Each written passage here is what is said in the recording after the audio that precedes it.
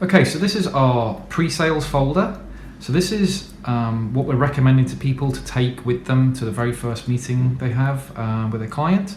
We're doing these for both commercial and residential integrators. And what we're saying is, so this is a residential example. So what we're saying is, in the residential world, you can kind of break up jobs by size. So you can have small, medium and large size projects. Small being kind of 1 or 2 bedroom apartment, medium being sort of 4 or 5 bedroom house, and large being kind of anything bigger than the 4 or 5 bedrooms. So this is a so what we're saying to people is, when you take this along to your initial meeting, always take the recommended system. So that gives you somewhere to go from there. You can go down or up. So you go down to a basic system, or you can go up to a kind of high performance version. So this is a Crestron home system. As I say, medium sized. So kind of right on the very new stuff from Crestron here. Just quickly on the back. Again, you've got your logo, QR code here. This can be straight to your website, or it could open an email on your phone, or it could open your dialer, so it dials straight through to the office, and just your address, phone number, an email address on there. So moving through into the folder. So at the back, we've got a duplicate pad. So this basically allows you to make your notes on here, and then they'll be copied onto another sheet. So you can, as long as your writing is kind of more or less legible, you can make your notes, and then you can just kind of leave a copy behind with the client. So there's no need to kind of rush back to the office to try and type up your notes, because you've already done that and you've left a copy there with the client. And then what we've got in, as we kind of look through the proposal itself. So just the first page is just talking about your business. So kind of just briefly, there's no need to go into like pages and pages. We say, keep it down to 1 page or half a page if you can. Just a quick bit about your business. Any highlights, like any awards that you might have won, or if you've got any CEDIA certified people on your team, that's always a good thing to mention, or also that you're a CEDIA member. And then maybe a bit about your project process, what's going to happen after this initial meeting, when you need to get paid, that kind of stuff. So just moving through, the first thing we come to is the audio system. So we've got our sources here. So we've got 8 Sonos ports and a Crestron multi-room audio system with amplification built in, and then our speakers through all the rooms in the house. And then the second system we come to after the audio system is the video system. In here we've got 3 Apple TVs, and then we've got a typical sort of Sky Q silver and a couple of Sky Q minis in there. This is a Crestron digital media MVX system. So that's kind of the best thing to use with a Crestron home system, and most compatible. And just moving through again, you've got the TVs and receivers or balance in the rooms. And then we move through on to the next system. It's a cinema system. So this is where we can see kind of the beauty of this pre-sales folder. So we might get here, and the customer might go, look, I'm not really interested in film or cinema or whatever. So we go, okay, so we're not really interested in that. So we can very quickly just remove that from the folder. And then kind of moving on, the next obvious thing to have after the cinema is a surround sound system. Because so if you don't want a cinema system, maybe you want to have a surround sound system in the lounge. And we can already start to show that we're thinking consciously about numbers, because the cinema system was more than 25,000. This is just 8 and a bit. So you're kind of already making the customer feel like they're getting a better value. Control system. So later on we'll see there's an entry system. So we've put a couple of touch panels in to work with that, but this could just be a series of remotes and a much smaller number. Automation system.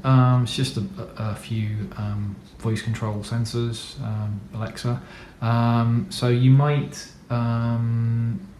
have a situation where the customer's like, I don't want to have being listened into all the time all around the house. So you might want to just pop that one out if they're not interested.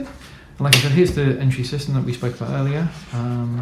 and then you're moving through. So kind of like the point of having all these different systems in here is so that when you're talking to the customer for the first time, you're obviously trying to listen to them as best you can. You're also trying to sell your company and yourself. You're trying to gain their trust, and you're trying to sell them some equipment.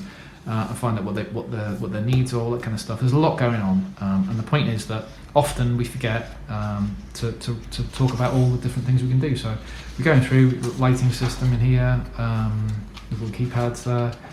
Next up is the climate system. So you might have a situation where the climate system's been installed by the heating engineer, so they're putting all the thermostats in. So you would just have this section, the integration part. That's absolutely fine, no problem with that. Moving through,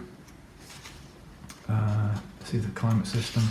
The next thing we get to is a shading system. So the customer might say, "Oh, I'm really interested in shading." Obviously, you can give it a go with the sales, but they might say, "Look, 14,000 for 8 shades or 8 window treatments. It's just not going to happen." So that can come out. And then next up, CCTV, and then the final kind of couple of systems are the systems that have to stay, because if we take out a networking system, as we all know, nothing's going to work. So the networking system stays, and most people don't want the Wi-Fi as well, and then the racking system is the last one.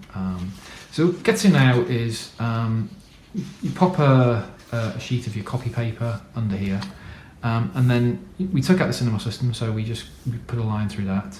We took out the automation system, so we put a line through that, and we took out the shading system, so we put a line through that. So that's going to give us a total. Get your phone out now, work this out properly. This is just a quick guess for me. This should give us a total of about 95,000 once we've taken the system out. So you write that down, 95,000, and that's your new total. Cross out the old total. So that's what we're talking about for our recommended system for your property, sir or madam.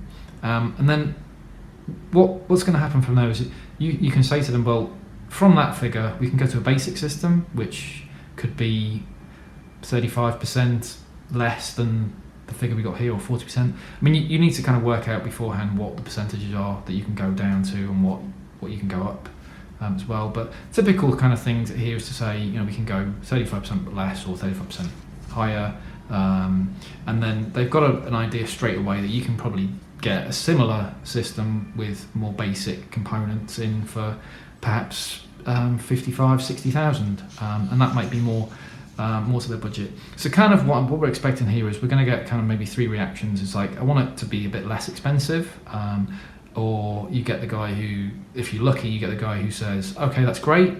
Maybe it's a client who's done this kind of thing before, so they understand the numbers. You might get even better. You might get a guy who goes, 95, I want to spend more than that, I want the best. So that's great. But then you might get the client who says, well, I was hoping to do this for kind of 25,000, and then you can say to them instantly, well, look, I mean, we've got a number here, 95,000 for what we discussed. We can come down probably to 55, 60 with the more basic components. If we take some stuff out, we can get a bit lower, but we're not going to get to a £20,000 budget. It's not going to happen. So what you can move on then is if you were to just come through to here and say, well, what we can do for that kind of budget is we can put in all the infrastructure. So this has got patch panels, cables, all the cabling here, and this comes to a grand total of about 13,000. So this is a fully terminated infrastructure system. Well, now, obviously, most guys, you're not going to install the cables yourself, so you can say, well, we're on about 13 here for supplying the cable, supplying all of the outlet plates, all of the head end equipment, that kind of stuff. And hopefully the electrician you've got on site can install the cables that we supply for about 7,000. And you could possibly add, if they can't, maybe we can find someone who can, or we can find someone who can. So once you've got through that, hopefully at this point you've got kind of a chance of capturing anybody with any budget. With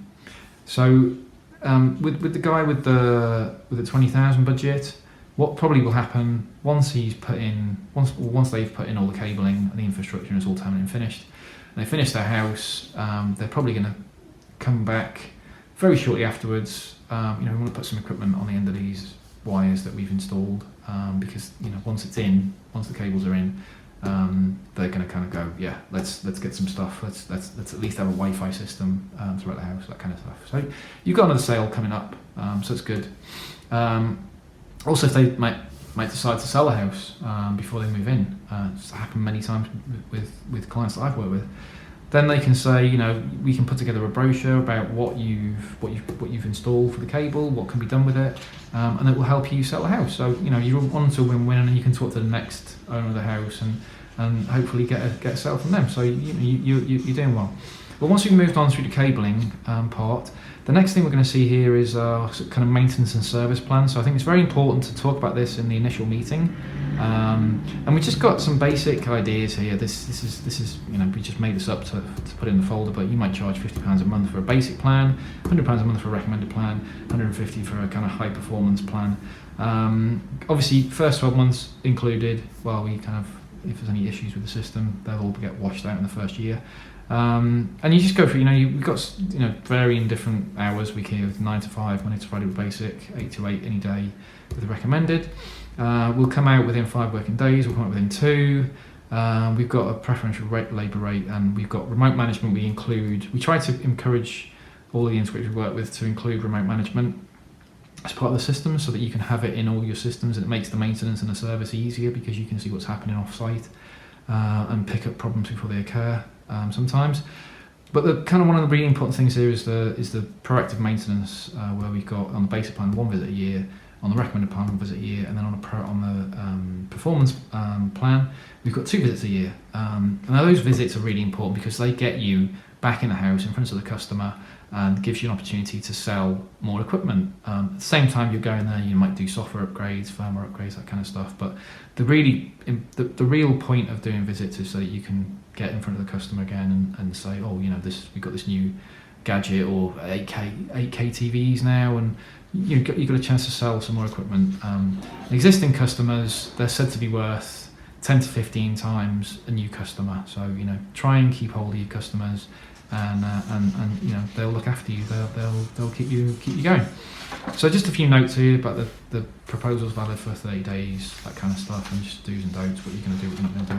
And then in the back, there's no need to go through this with the customer, but we're just showing that in the back here we've got a kind of set of example documents about how we design our systems, what goes into the design elements, right the way through to we've got the rack drawings and a full set of wiring schematics. So that's quite important, but no need to go through it with the client. It's just there for them to look at once you've left. So once you've gone through the whole thing, you've talked about budget, you've talked about maintenance, you've got your notes in here, so rip out your copy of the notes, take that away with you, leave a copy for the client, pop that straight in the folder, close her up and hand that over to the customer and say, that is your proposal to begin with. Obviously we can do a bespoke version, but you might say, next up we want to get a retainer deposit, that kind of stuff. So you've got your numbers on the table, and hopefully you're good to go.